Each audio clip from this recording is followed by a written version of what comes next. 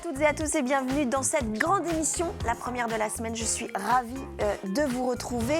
La migration, une richesse pour l'éducation et les territoires. C'est en tout cas ce que propose l'association Parole d'hommes et de femmes et la communauté de communes Vie et Boulogne. Pendant une semaine et ce jusqu'à samedi prochain, des migrants, des jeunes, des jeunots se rencontrent, échangent, s'ouvrent aux autres lors d'un festival de l'éducation interculturelle, l'occasion pour la grande émission d'en parler sur le plateau, alors que le mot migrant n'a jamais été aussi présent dans l'actualité. Mais avant d'en parler et avant d'accueillir nos invités sur le plateau de la grande émission, j'accueille le seul chroniqueur cuisinier, enfin il sait tout faire, c'est Willy, parce que les filles ne sont pas là. Les filles sont et malades et en vacances, on va dire. Willy, comment ça va? Très Willy, bien. Le Saint-Georges, la Saint-Jure-Changillon. C'est extrêmement difficile à dire dans une même phrase. Non, Si. non, faut s'y faire, je pense. Oui, puis c'est ce que vous disiez, une fois qu'on y y est va, passé, on ne parle que de vous. voilà. Alors, vous allez nous faire, ça sent le poivron, Oui. ça sent l'ail, Oui. ça sent l'eau qui bout. Oui, ça sent l'eau qui bout. Non, ce matin, on va surtout parler. Je vais faire une démonstration actuellement avec la maison Royer à Saint-Paul-en-Paray. Olivier Sébastien, qu'on embrasse. Voilà, donc éleveur et producteur d'escargots. Oui, Donc là, ce matin, je vais travailler de la petite reine. Donc c'est une variété de la petits petite gris. d'accord. Hein, vous Les voyez. petits gris, c'est les escargots. Voilà. Hein. Et donc, je vais les faire à la sauce tomate, basquaise, façon basquaise, avec un peu d'ail, un peu de tomate, de poivron. D'accord. Vous nous parlerez tout à l'heure pourquoi vous faites ça. Parce que Pourquoi vous êtes je pas, fais vous ça, êtes pas oui. tout seul, hein, c'est Et ça. Hein. puis, c'est très, très difficile à refaire. Donc, Comment ça? c'est pour ça, vous le trouverez bientôt partout. Vous faites de l'autopromo, c'est ça? Ouais. Non, mais ça, en fait, c'est que vous travaillez avec plusieurs chefs dessus. Voilà, avec plusieurs. Sur le J'en parlerai produit. tout à l'heure. D'accord, oui, parce qu'il faut que vous travaillez quand même un petit peu, on est d'accord. Et on goûtera. Ça va être bon. Oui, je pense. Vous avez déjà goûté? Oui, on vient de faire 300 bocaux, donc... D'accord. Ah oui, dis donc, vous êtes habitué, d'accord. Voilà. Bon, je vous laisse bosser quand même un petit peu. Merci. Hein? À tout à l'heure, Willy. Alors, nous recevons sur le plateau de la grande émission pour parler du deuxième festival de l'éducation interculturelle qui a lieu sur la communauté de communes Vie et Boulogne et aussi au Poiret. Frédéric Pro, qui est l'organisateur et biographe de l'association Parole d'hommes et de femmes. Bonjour Frédéric. Bonjour. Merci d'avoir accepté l'invitation de la grande émission. Et à côté de vous, on a Margaret Renner. Bonjour Margaret. Bonjour. Bonjour, vous êtes allemande et vous participez... Non, je ne suis pas allemande. Vous n'êtes pas allemande? Non, je suis française d'origine allemande. Alors j'y tiens soyons absolument. précis. On va en parler. Parce que oui. On va en parler parce que vous avez un Voilà. parcours particulier. Et c'est la deuxième fois que vous venez au Que je festival. participe. Que vous également. participez au festival.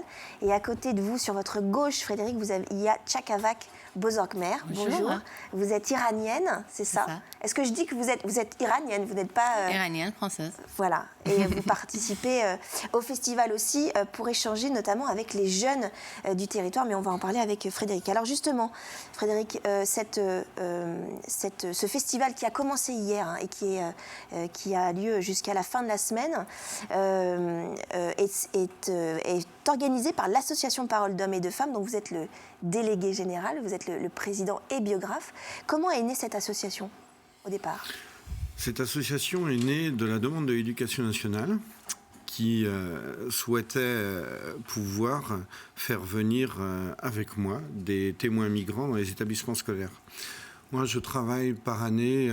Cette année, il y a 21 établissements scolaires sur toute la France. D'accord. Mais établissements scolaires et centres épides, centres éducatifs avec des règlements un petit peu plus stricts. L'idée, c'est que vous ne travaillez pas que sur le territoire de la Vendée, vous travaillez sur le territoire français.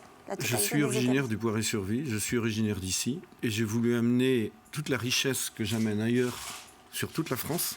J'ai voulu l'amener au Poiret, parce que quand on était enfant, chaque AWAC, ce matin, intervient au collège où j'étais. D'accord. Pour moi, c'est comme redonner quelque chose, redonner le meilleur de ce que la France accueille. D'accord. Ouais.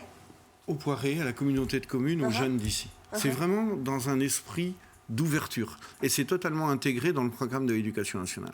Oui, c'est surtout Là, ça. les enseignants ont travaillé sur les biographies avant. Ils ont travaillé, ils et elles, parce qu'il y a enseignants et enseignantes, ils ont travaillé sur des films, par exemple sur l'Iran, même sur l'Allemagne, même sur l'insurrection de Varsovie pour jeudi, même sur l'Afrique. Oui, on va parler aussi de l'organisation, parce que les journées sont par Par thématique géographique. géographique. Voilà, c'est ça. Donc, pour moi, c'était totalement naturel de faire ce que je fais sur tout le territoire français, de l'amener ici, pour D'accord. enrichir. Puis, c'était une manière de remercier toutes les personnes qui viennent avec moi. Il y a plus d'une centaine de personnes de 40 nationalités. Ils m'ont tous raconté leur vie. Moi, je voulais leur montrer ma terre.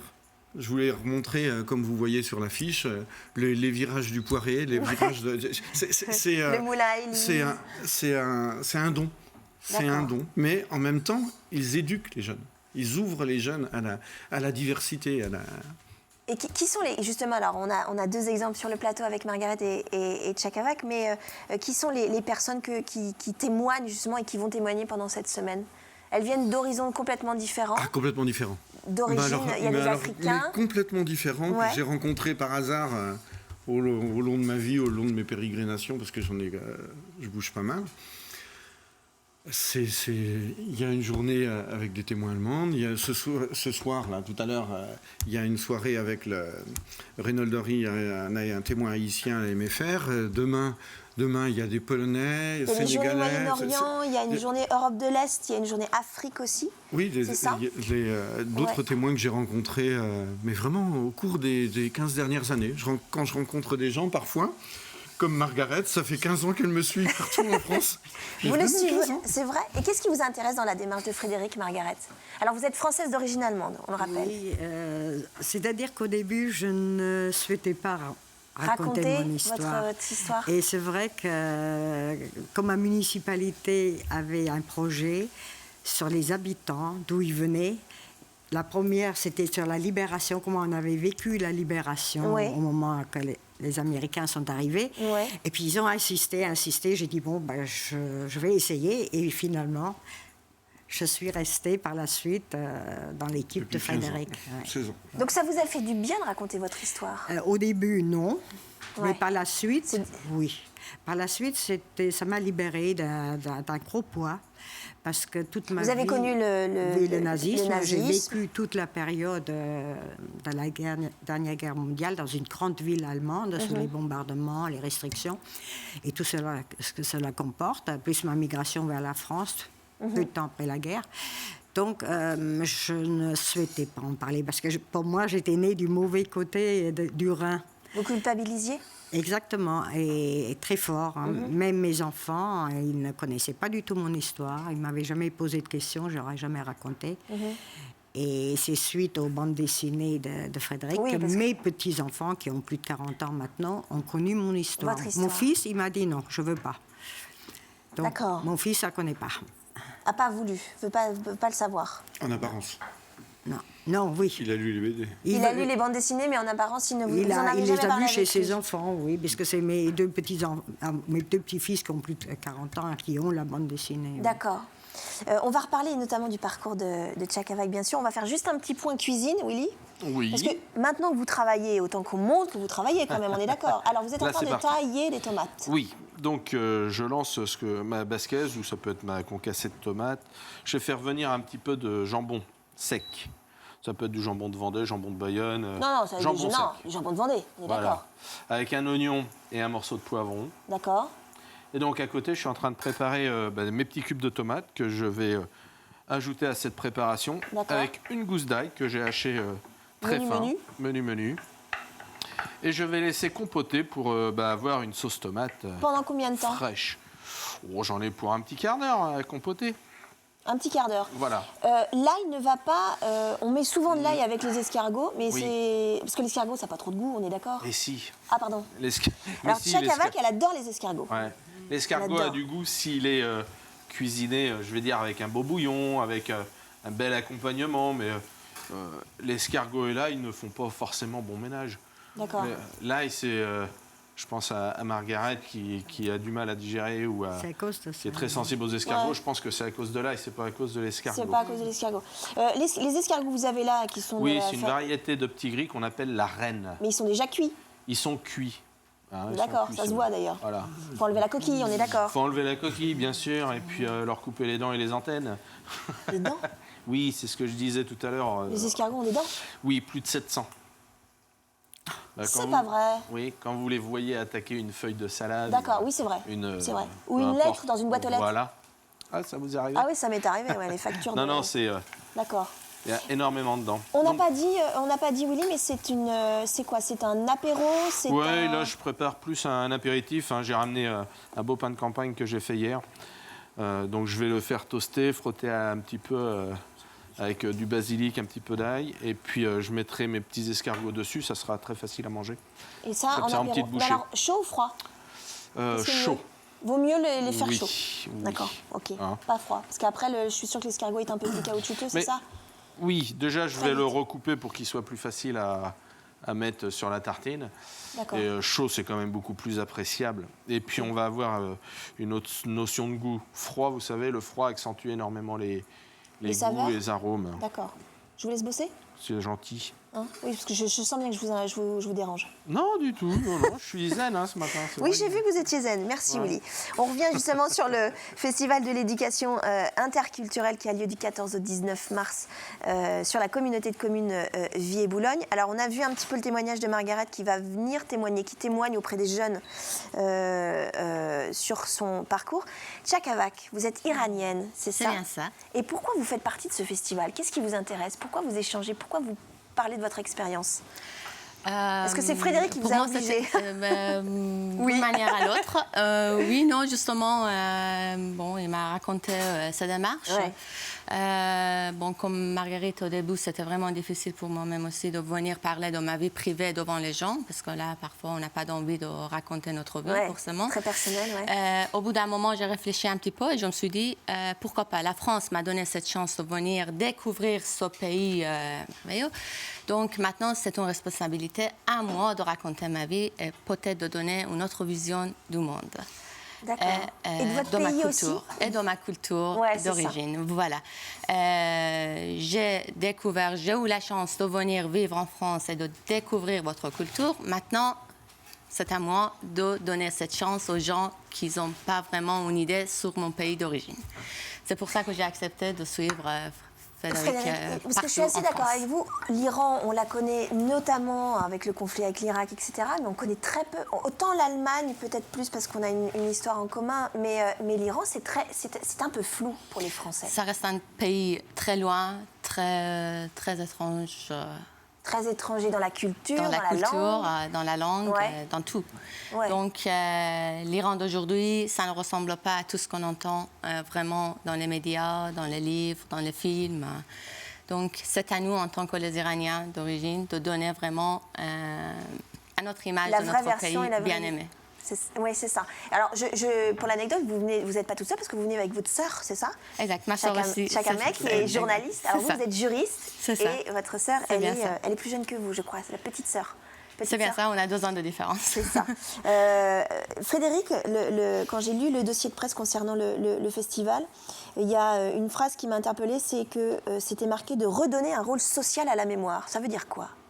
Ce festival redonne un rôle social à la mémoire.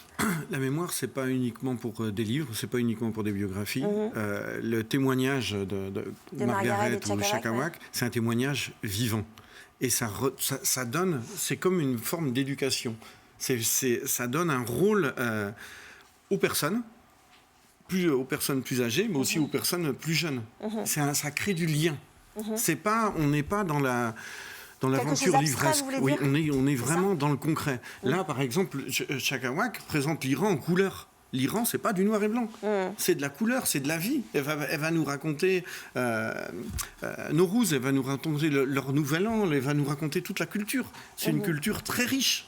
C'est pas une culture uniquement d'ouvrages ou de films comme Persépolis. C'est beaucoup plus riche que ça. D'accord. Donc, le rôle social, c'est chacun a un rôle.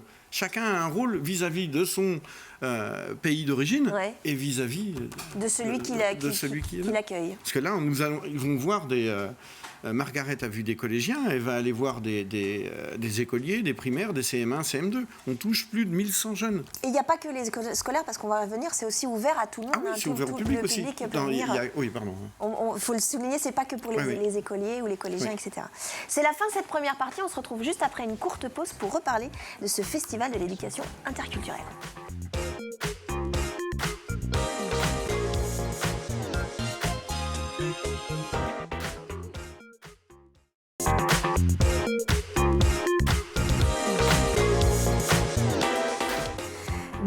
dans cette deuxième partie de la grande émission où nous sommes en compagnie de Frédéric Pro, Margaret Renner et de Chakavak Bozorkmer, iranienne, française d'origine allemande, et Frédéric qui est l'organisateur de ce festival de l'éducation interculturelle. Pardon ? Jeunot, voilà, du Poiré-sur-Vie, on le dit.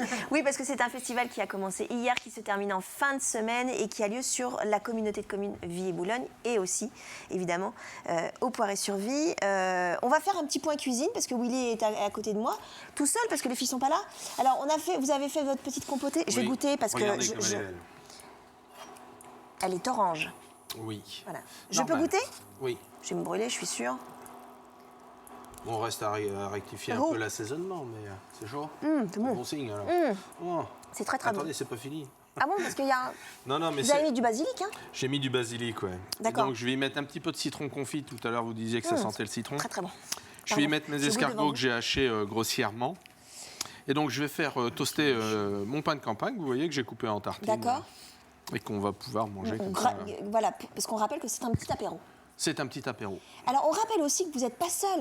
C'est une action qui est commune avec d'autres chefs. Oui, donc la Maison Royer a contacté 6 chefs sur la Vendée. Dont notamment Christophe Théier, qui vient de temps en temps nous voir de la table à La Roche-sur-Yon. Il y a Nicolas Thierry Ferré, Drapeau. Mickey des Saveurs, Thierry Drapeau.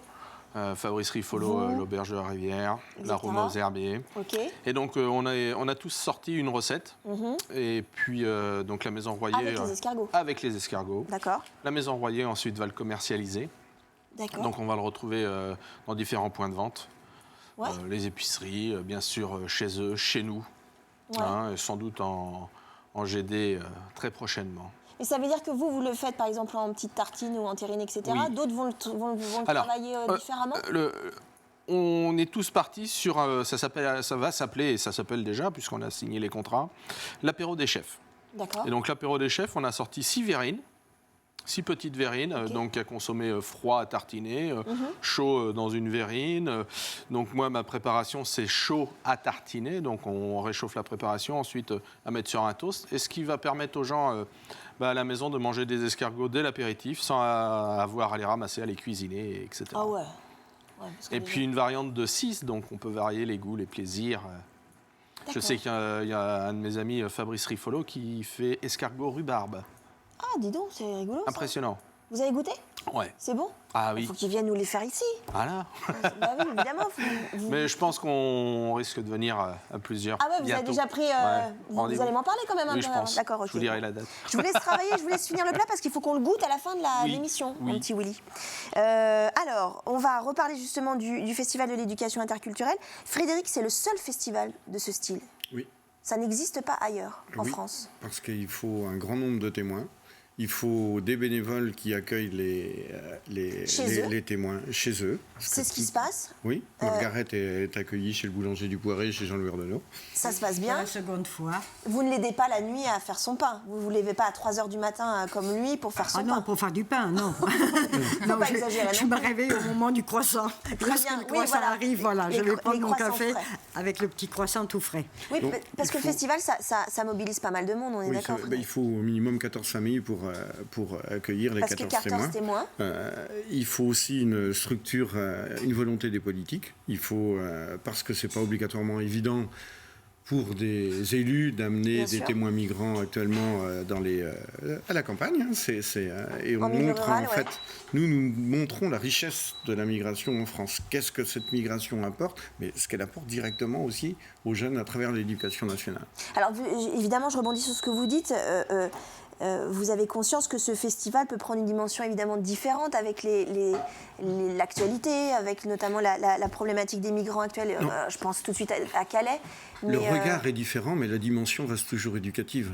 Votre dimension n'a pas changé. Non, nous travaillons sur le fond, sur la colonne vertébrale de cette société française, avec tous les apports, avec différents partenaires. Il y a les élus, mais il y a les enseignants, il y a aussi les publics, il y a les médiathèques. Donc on ne change pas. Le regard de la société a changé sur les migrants, mais nous ne changeons pas et nous continuons cette démarche de fond pour justement faire en sorte que chacun et chacune ait son rôle justement de motivation pour que les jeunes puissent imaginer partir. que les jeunes ne vont pas rester ici. Les prochains migrants sont les jeunes d'ici. Ouais. Ils vont être obligés de partir. Même s'il n'y a pas beaucoup de chômage en Vendée, le travail doit aller vers l'extérieur. Donc, ils montrent l'exemple. Tous les témoins montrent l'exemple. Tchakavak, quand vous participez à ce genre d'initiative comme ça, et que vous parlez de votre enfance ou de votre quotidien ou votre vision de votre pays, etc., comment réagissent les Français ? Quelles sont les questions, par exemple, les plus récurrentes qu'on vous pose sur votre pays ? Ils sont parfois très choqués de voir une fille comme ça devant eux, parce que là, ils ont une autre image de l'Iran. Ils pensent que nous sommes obligés de porter, par exemple, de nous habiller autrement, de parler autrement. On n'a pas le droit de serrer la main, par exemple, avec des garçons et tout ça. Et quand ils voient une fille comme ça, normale, habillée normalement, à la française, devant eux, ils sont parfois très, très choqués. Ils me posent des questions. Ça veut dire qu'il y a des clichés. Il y a des clichés, et donc il faut casser des clichés. Moi, la décision de venir vivre en France était prise à l'âge de 8 ans, quand mon père il nous a ramenés pour passer nos vacances ici en France. Donc, je suis arrivée en France, j'ai trouvé un autre monde qui me paraît idéal à l'époque. Donc, j'ai pris la décision de venir vivre en France. Donc, je dis toujours pendant les conférences qu'il faut rêver tôt pour pouvoir programmer notre vie correctement pour arriver à un rêve qu'on peut avoir. Donc, c'est pour ça aujourd'hui que ça m'intéresse de venir voir les gens, les collégiens, les lycéens, pour raconter ma vie, pour dire que pour vivre mieux ensemble, il faut déjà connaître les histoires des autres et de commencer à rêver pour avoir un autre monde beaucoup mieux qu'on a aujourd'hui. Mais vous qui êtes juriste, alors on ne va pas aller dans le détail, mais je reviens sur ma question. La question des migrants aujourd'hui qui est très présente, ne serait-ce parce que certains quittent la Syrie parce qu'ils sont en état de guerre, etc. Dans ce que vous allez dire auprès des jeunes cette semaine-là, est-ce que justement vous allez parler différemment vu la problème des migrants actuels? Je ne parle pas différemment. Je raconte ma vie personnelle. J'essaie toujours de dire que l'immigration est une chose positive, est une richesse pour la personne qui fait l'immigration et pour le pays d'accueil. Donc, il faut tout simplement qu'on arrive à profiter de ça. Et pour ça, ça suffit de connaître les différents parcours. Ouais. Mais Margaret, alors vous êtes française d'origine allemande, je le précise, vous avez connu le nazisme, etc. Quand vous témoignez comme ça, avec le retour de l'année dernière, puisque vous êtes déjà venu l'année dernière, qu'est-ce que les jeunes, notamment, vous posent comme question la plupart du temps? Ça dépend des régions de France. J'ai eu des questions une fois, à la fin de mon récit. Il y a un jeune qui se lève et qui dit à Frédéric, vous ne pouvez pas nous amener des vrais Français. Alors à ce moment-là, j'ai sorti ma carte d'identité et j'ai dit voilà, une vraie Française. Dernièrement, il n'y a pas très longtemps, aussi, il y en a un qui s'est levé à la fin et il a dit mais vous vous sentez aryenne. Alors qu'il n'a pas été du tout question de ce mot-là, il n'a pas été prononcé. C'était quelque chose qui était certainement préparé d'avance. Il avait préparé cette question. Sa question a été préparée. Oui. Mais ça n'arrive pas souvent. Il y a toutes sortes de questions. Si j'ai connu Hitler, si je l'ai vu, si je l'ai fréquenté. Enfin, c'est des questions comme ça. Il y a certains qui sont arrivés récemment aussi. C'est arrivé dans un lycée parisien. Des primo-arrivants non francophones, il y en a qui se sont levés spontanément pour parler de leur migration. C'est-à-dire ça les a incités pour la première fois à s'exprimer, le parcours qu'ils ont fait pour arriver jusqu'à Paris. C'est arrivé à Paris, dans un lycée parisien. En ce qui me concerne, c'est très varié, parce que j'ai connu un régime totalitaire, j'ai connu une migration, j'ai connu une vie de femme particulière, de militante, jusqu'à maintenant. Et donc, il y a plusieurs aspects dans ma vie. Donc, les élèves posent des questions sur plusieurs aspects. Je parle beaucoup de l'importance de la liberté, de rester libre, de ne pas se laisser influencer. Ça, c'est le thème principal. Je rebondis sur ce que vous dites, et notamment, alors je ne sais pas qui va prendre la parole, mais les événements tragiques de 2015 en France, Charlie Hebdo, la Hypercacher et les attentats de novembre dernier... Il y a des conséquences sur nos démarches, c'est certain. Les enseignants avaient un petit peu peur, mais peur de la réaction des jeunes. les témoins, notamment il y lié a à certains témoins l'islam, je pense, la religion en Iran, etc. Enfin voilà, il y a tout ça. Est-ce il n'y a pas de problème de religion dans les témoignages, parce que c'est pas notre... Nous insistons surtout pas là-dessus. Dans ceux qui participent au... Mais dans les regards des jeunes en face, il y a beaucoup d'amour vers les témoins, mais il y a beaucoup de peur. Oui, c'est ça. Est-ce qu'il n'y a pas une notion de se recroqueviller un peu sur soi? Est-ce que les jeunes se... Pas forcément les jeunes, parce que c'est ouvert au public, hein, on ne l'a pas dit, mais il y a aussi des séances publiques. Il y a eu une peur des enseignants, il y a eu une peur des témoins, il y a eu une peur des élèves, mais chacun a pris sur lui pour parler positivement. Mais c'est vraiment comme il a fallu rééduquer les enseignants, il a fallu rééduquer tout le monde. La société était choquée et nous, en fait, on était en première ligne.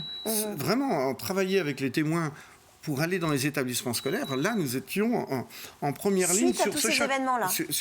À chaque fois, à chaque attentat, les enseignants, par rapport à notre matière, mais c'est pas parce que des gens font des attentats terroristes que tous les témoins doivent être montés du doigt. Ça revient à la notion de cliché tout à l'heure. Mais nous, à chaque fois, de toute façon, on prend en pleine face. Et vous aussi, Tchakavak et Margaret, les attentats en France vont... Quand vous témoignez comme ça, vous sentez qu'il y a eu une incidence dans le dialogue et le rapport aux autres? Moi, j'étais 2 jours après dans le, je sais pas, Orange ou Carpentras, enfin dans... 2 jours après le novembre? Oui, et j'étais étonnée, j'étais avec la biographe Florence, qui fait partie de l'équipe de Paroles d'Hommes et Femmes, oui. Et on était très étonnés. Pas une question. Même les professeurs, parce qu'on s'y attendait, on s'était préparé lors de notre parcours, de notre voyage, on s'était un peu préparé sur ce que nous allions dire. Et à la fin, il n'y a pas eu une seule question, ni des enseignants, ni des élèves. Il n'en a pas été question du tout. Du tout. Tchakavak?